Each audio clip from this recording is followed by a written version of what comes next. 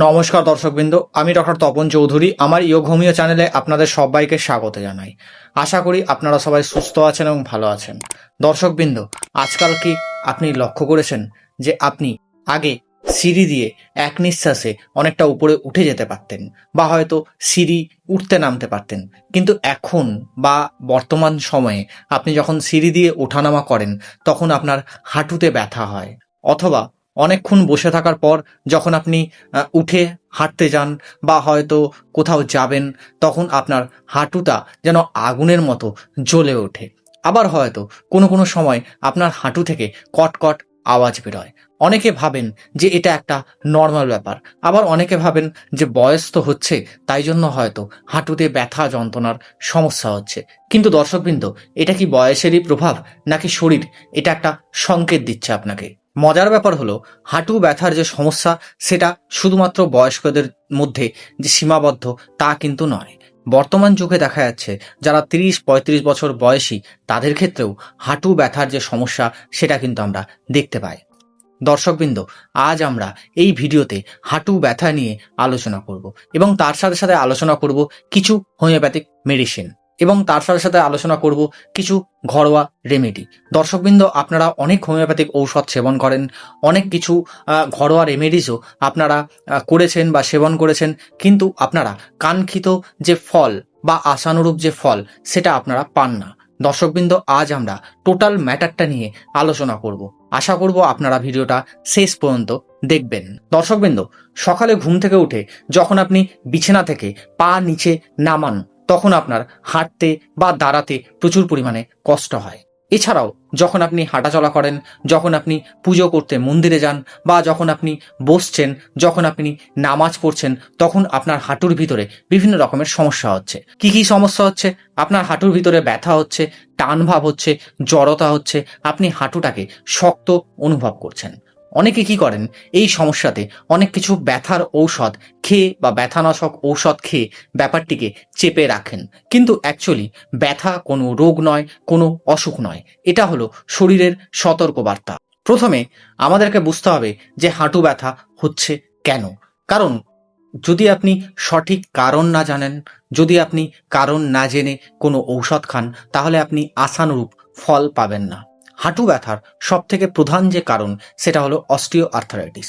কেন এই osteo arthritis হয়? কারণ হাঁটুর ভেতরে থাকে কাটিলেজ।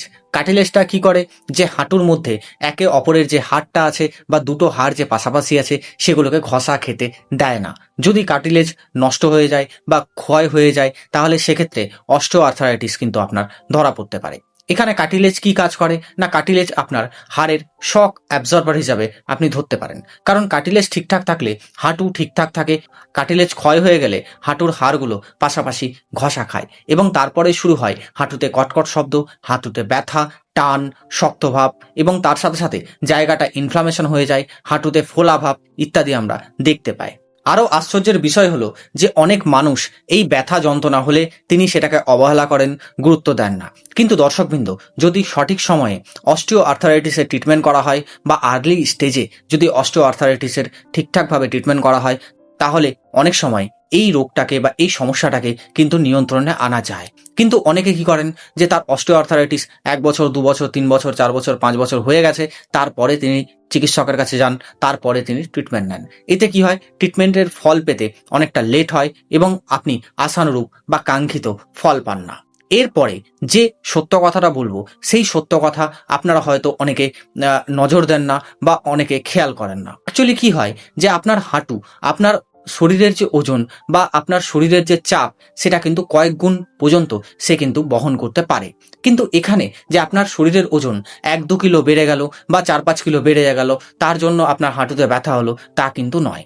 অনেকে কি করেন, যে তার ব্যথা হচ্ছে, তিনি কিন্তু ব্যথার দিকে নজর দিচ্ছেন বা ব্যথা নাশক ঔষধ খাচ্ছেন, কিন্তু তার যে ওজন দিন প্রতিদিন বেড়ে যাচ্ছে, যে ওজনটা আপনার হাঁটুর উপরে অ্যাকচুয়ালি চাপ দিচ্ছে এবং আপনার হাঁটু ব্যথার সমস্যা দেখা দিচ্ছে, সেই দিকে কিন্তু অনেকে নজর দেন না। তাই আপনার উচিত হাঁটু ব্যথা হলে অবশ্যই আপনার নিজস্ব ওজনের দিকে নজর রাখা। এবার আসি আমরা ওভার ইউজের দিকে বা অতিরিক্ত ব্যবহারের দিকে। আপনারা অনেকেই আছেন যারা কিনা কোনো শ্রমিকের কাজ করছেন, যারা দৌড়াদৌড়ি করছেন, যারা বারবার সিঁড়ি দিয়ে ওঠানামা করছেন বা হাঁটুকে ওভার ইউজ করছেন বা অতিরিক্ত হাঁটু দিয়ে কাজ করাচ্ছেন। অর্থাৎ আপনি অতিরিক্ত কাজ করছেন যার জন্য হাঁটুর জয়েন্টটা অতিরিক্ত পরিমাণে মুভমেন্ট হচ্ছে। এতে কি হয়, সময়ের আগে আপনার কার্টিলেজ ধীরে ধীরে ক্ষয় হতে থাকে, আপনার হাড় ধীরে ধীরে ক্ষয় হতে থাকে। এতেও কিন্তু আপনার হাঁটু ব্যথা বা হাঁটুতে যন্ত্রণা বা হাঁটুতে টান ভাব, চলাফেরায় অস্বস্তি, এগুলো কিন্তু আমরা অনেক আর্লি স্টেজে দেখতে পাই। আরেকটা গুরুত্বপূর্ণ কারণ হলো হাঁটু ব্যথার জন্য, সেটা হলো দর্শকবৃন্দ সাইনোভিয়াল ফ্লুইডের ঘাটতি। অ্যাকচুয়ালি সাইনোভিয়াল ফ্লুইড হলো একটা তরল পদার্থ যা কিনা আপনার হাঁটুর মধ্যে থাকা দুটো যে হাড় আছে সেটাতে লুব্রিকেশনে হেল্প করে। ধরুন আপনার দরজায় কবজা আছে, কবজাতে ঠিকঠাক করে লুব্রিকেশন নেই, তাহলে কি হবে, আপনি যখন দরজা বন্ধ করবেন লাগাবেন তখন দরজাতে কটকট আওয়াজ হবে। সেরকমই আপনার হাঁটুতে যদি লুব্রিকেশন ঠিকঠাক না থাকে বা তরল না থাকে, তাহলে আপনার হাঁটুতে কটকট শব্দ আমরা কিন্তু দেখতে পাবো বা আপনি কিন্তু অনুভব করতে পারেন। তার সাথে সাথে আপনার কি হতে পারে, ব্যথা যন্ত্রণা হতে পারে। নেক্সট বলবো দর্শকবৃন্দ, অনেকে কিন্তু কি ভাবেন যে হাঁটুতে ব্যথা হচ্ছে মানে অস্টিও আর্থারাইটিসের সমস্যা হয়েছে বা আমার আর্থারাইটিস হয়ে গেছে। কিন্তু অ্যাকচুয়ালি আপনার হাঁটুতে ব্যথা কিন্তু ইউরিক অ্যাসিড বেড়ে যাওয়ার জন্য হতে পারে। অনেক সময় কি হয় যে আপনার ইউরিক অ্যাসিড অনেক দিন ধরে বেড়ে আছে বা আপনি অনেক দিন ধরে ইউরিক অ্যাসিডের পেশেন্ট, আপনার হাঁটুর মধ্যে ছোট ছোট ক্রিস্টাল হয়ে গেছে ইউরিক অ্যাসিডের এবং সেটা জমা হয়ে গেছে, যার জন্য আপনার হাঁটু শক্ত দেখাচ্ছে, যার জন্য আপনার হাঁটু ফুলে গেছে, ইনফ্লামেশন হয়েছে, ব্যথা হচ্ছে বা শক্ত হয়ে গেছে। তাই আপনার উচিত আপনার হাঁটু ব্যথা কেন হচ্ছে, কি কারণে হচ্ছে, সেটার প্রপার খেয়াল রাখা বা খোঁজ নেওয়া, বা আপনি দরকার পড়লে এক্স রে করাতে পারেন, আপনি দরকার পড়লে এমআরআই করাতে পারেন, আপনি দরকার পড়লে আপনার ইউরিক অ্যাসিড লেভেল টেস্ট করাতে পারেন, আপনি দরকার পড়লে আপনার আরএ টেস্ট পর্যন্ত আপনি কিন্তু করতে পারেন। এতে আপনি বুঝতে পারবেন যে আপনার হাঁটু ব্যথা অ্যাকচুয়ালি কি কারণে হচ্ছে। এরপরে যদি আমি হোমিওপ্যাথিক ঔষধ বলি হাঁটু ব্যথাতে, তাহলে আমি বলবো দর্শকবৃন্দ, হোমিওপ্যাথিক ঔষধ একটা ব্যক্তির মানসিক লক্ষণ, ফিজিক্যাল লক্ষণ বা তার শারীরিক লক্ষণ, তার সমস্যা কি হচ্ছে, সমস্যা কখন বাড়ছে কখন কমছে, এইগুলো দেখে বা এগুলো বিবেচনা করে কিন্তু তার অ্যাকচুয়াল পোটেন্সি বা কনস্টিটিউশনাল রেমেডি সিলেকশন করা হয়। আজ আমি যে ঔষধগুলো নিয়ে আলোচনা করব সেই ঔষধগুলো শুধুমাত্র মাদার টিংচার বা লো পোটেন্সি নিয়ে আমি আজ আলোচনা করব, এবং তার সাথে সাথে এই ঔষধগুলোর সংমিশ্রণে তৈরি একটা আপনারা কম্বিনেশন ঔষধ বানাবেন এবং সেই ঔষধটা আপনার হাঁটু ব্যথাতে খুব ভালো রকম কাজ করবে। প্রথমেই যে ঔষধ আপনারা এই হাঁটু ব্যথার কম্বিনেশনের ঔষধের সাথে মিক্স করবেন সেটা হলো দর্শকবৃন্দ আর্নিকা। আপনারা অনেকেই জানেন যে আর্নিকা কি কাজে লাগে না, আপনার যদি হাঁটুতে কোনো আঘাত লাগে বা হয়তো আপনার হাঁটুতে আঘাত লাগার মতো বা থ্যাতলানোর মতো ব্যথা হচ্ছে, বা হয়তো আপনার হাঁটুতে অনেক দিন আগে আঘাত লেগেছিল তারপরে আপনার ব্যথা অনুভূত হচ্ছে, তাহলে এক্ষেত্রে আর্নিকা যে হোমিওপ্যাথিক ঔষধটা আছে সেটা খুব ভালো কাজ করে। এটা কি করে, আপনার হাঁটুর মধ্যে রক্ত সঞ্চালনটাকে বাড়িয়ে দেয় এবং আস্তে আস্তে যে জায়গাটা ইনফ্লামেশন হয়েছিল, যে জায়গাটায় নার্ভে চাপ পড়েছিল, সেই জায়গাটাকে ব্যথার নাশক হিসাবে আর্নিকা কিন্তু খুব ভালো রকম কাজ করে। তাই এই কম্বিনেশনের মধ্যে আপনি আর্নিকা মাদার টিংচারও মেশাতে পারেন অথবা আপনি আর্নিকা 6 পোটেন্সিও মেশাতে পারেন। নেক্সট যে ঔষধ আপনি এই কম্বিনেশনের মধ্যে মিক্স করবেন সেটা হলো দর্শকবৃন্দ রাস্টক্স। আমরা জানি রাস্টক্সের পেশেন্টের কি হবে, সকালে ঘুম থেকে উঠলে সে যখন বিছানা থেকে পা নিচে নামাবে তার ব্যথা যন্ত্রণা হবে, বা সে যখন চুপচাপ বসে আছে তার ব্যথা যন্ত্রণা হচ্ছে, সে যখন হাঁটাচলা করছে তার কিন্তু ব্যথা যন্ত্রণা হচ্ছে না। তাই আপনি এক্ষেত্রে বা এই কম্বিনেশনের মধ্যে রাস্টক্স মাদার টিংচারও মিক্স করতে পারেন অথবা আপনি রাস্টক্স 6 পোটেন্সিও মিক্স করতে পারেন। এরপরে আসবো আমরা ব্রায়োনিয়ার কথায়। ব্রায়োনিয়া হলো রাস্টক্সের ঠিক উল্টোটা। ব্রায়োনিয়াতে কি হয়, আপনি যখন চুপচাপ বসে আছেন আপনি ভালো আছেন, আপনি যখন হাঁটাচলা করছেন আপনার কিন্তু ব্যথা যন্ত্রণা বেড়ে যাচ্ছে। এছাড়াও দর্শকবৃন্দ দেখা যাচ্ছে যে যারা শ্রমিক বা যারা অতিরিক্ত পরিমাণে কাজকাম করেন তাদের ক্ষেত্রে কিন্তু রাস্টক্স খুব ভালো কাজ করে। যারা এসি ঘরে থাকেন তাদের ক্ষেত্রে কিন্তু ব্রায়োনিয়া খুব ভালো রকম কাজ করে। তাই আমরা এই কম্বিনেশনের মধ্যে ব্রায়োনিয়া এবং রাস্টক্স দুটোই কিন্তু লো পোটেন্সিতে নিচ্ছি বা মাদার টিংচার পোটেন্সিতে নিচ্ছি। এরপরে যে ঔষধটা আপনি নেবেন সেটা হলো বেনজোইক অ্যাসিড 6 পোটেন্সি।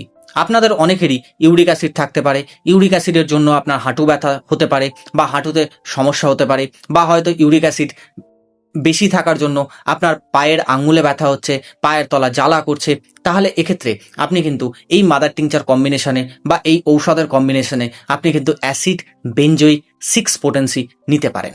এরপরে যে পোটেন্সিতে আপনি নেবেন দর্শকবৃন্দ সেটা হলো ক্যালকেরিয়া ফ্লোর 6। কেন এই ঔষধটা নেবেন? তার কারণটা হলো ক্যালকেরিয়া ফ্লোর আপনার হাড়টাকে শক্ত করবে, আপনার শরীরের মধ্যে যদি ক্যালসিয়ামের অভাব থাকে সেটাকে ঠিক করবে, আপনার কার্টিলেজটাকে ঠিক করবে, যদি আপনার হাড় ক্ষয় হয়ে গিয়ে থাকে সেইটাকে ঠিক করবে।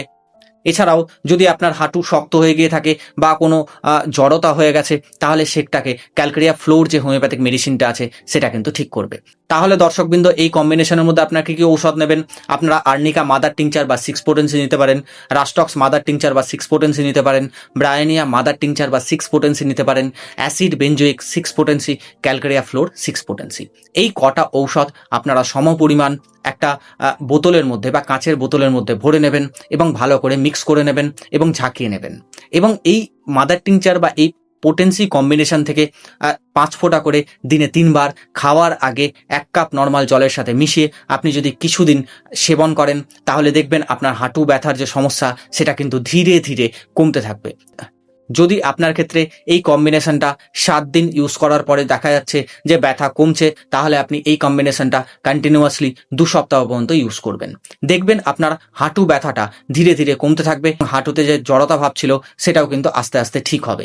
যদি দেখা যাচ্ছে যে আপনার ক্ষেত্রে এই কম্বিনেশনটা ব্যবহার করার পর হাঁটু ব্যথা আরও বেশি বেড়ে গেছে, তাহলে আপনার উচিত কাছের কোনো অভিজ্ঞ চিকিৎসককে একবার দেখানো, তার পরামর্শ মতো ঔষধ সেবন করা। এর থেকে আরও গুরুত্বপূর্ণ বিষয় হলো দর্শকবৃন্দ, শুধু ঔষধ খেলেই যে আপনার হাঁটু ব্যথা কমে যাবে তা কিন্তু নয়। তার সাথে সাথে আপনাকে কিন্তু নিয়মকানুন কিছু মানতে হবে। প্রথমত, যদি আপনার ওজন খুব বেশি থাকে, তাহলে আপনাকে নিজের ওজনটাকে নিয়ন্ত্রণ করতে আপনাকে সেদিকে নজর দিতে হবে।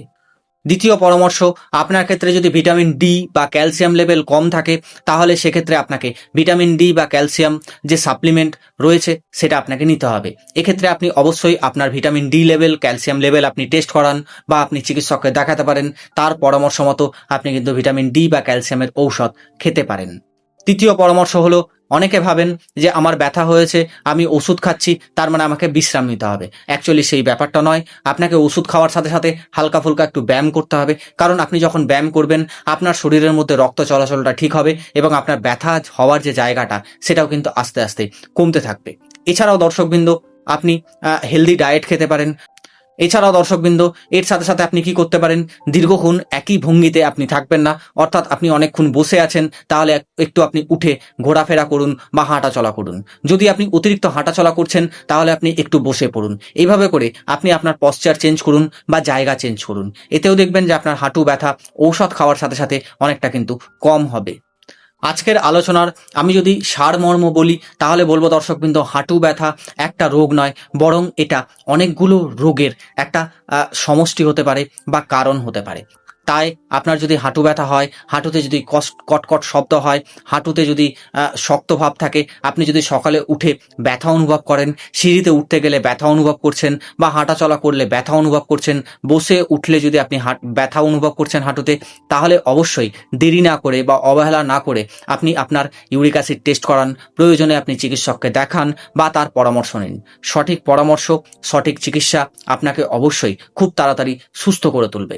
যদি আপনি অবহেলা করেন, যদি আপনি ঠিকঠাক টাইমে ট্রিটমেন্ট না নেন, তাহলে কি হবে, আপনার হাঁটুতে আরও বেশি প্রবলেম দেখা দিতে পারে বা হয়তো ভবিষ্যতে দেখা গেল যে আপনি ঠিকঠাক মতো আর হাঁটতেই পারছেন না। আশা করব দর্শকবৃন্দ, আজকের যে আলোচনা, আজকের যে টপিক আপনার খুব ভালো লেগেছে এবং উপকারে আসবে। যদি ভালো লাগে তাহলে লাইক, কমেন্ট এবং শেয়ার করুন।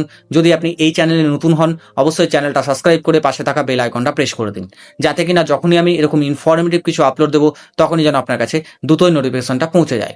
যারা আমার কাছ থেকে পেইড কনসালটেশন চান, তারা এই ভিডিওতে দেওয়া ফোন নম্বরে গিয়ে হোয়াটসঅ্যাপ করতে পারেন এবং আপনি আপনার সময় এবং ডেট বুক করে নিয়ে আপনি আপনার পেইড কনসালটেশন নিতে পারেন। ভালো থাকুন, সুস্থ থাকুন, দেখতে থাকুন ইয়োগ হোমিও চ্যানেল। দেখা হবে আবার নেক্সট কোনো আলোচনায় বা নেক্সট কোনো টপিকে। আজকের মতো ধন্যবাদ, নমস্কার।